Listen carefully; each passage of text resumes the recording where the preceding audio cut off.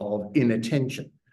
We're all, in a sense, suffering from a kind of attention deficit disorder, according to Bergson. But that's fine. That's what life is about. Life is the constraining of temporal durations in order to survive, and in the sense, totalizing its now as the only one, and everything else is the past. Kind of temporal suppression. And he writes about that in 1922 in these great quotes, which I think are in one of the essays I set for reading, so you'll be all very familiar with it. But we have this line here, it's the first quote. The world in which we live, with the actions and reactions of its parts upon each other, is what it is by virtue of a certain choice, it's an interesting word, choice, in the scale of size, Excel and the Gondio, a choice which is itself determined by our power of acting. Nothing would prevent other worlds corresponding to another choice from existing with it in the same place and the same time.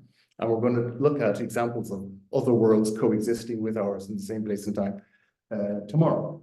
One might ask if it is not precisely to pour matter into this determinism that our perception stops at a certain particular degree of condensation of elementary events, not just the grand historical events of the French Revolution, for instance, and nature has no events. Who am I talking about there? We will know.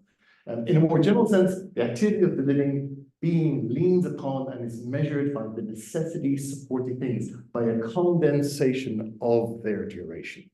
So it is a kind of subjugation, oppression and condensation, a kind of ethical and metaphysical at the same time. We can't afford to notice the lives of others, the lives of objects, the durations and temporalities of others.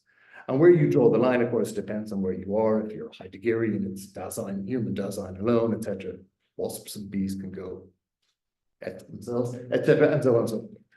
So Bergson is there as his most pluralist.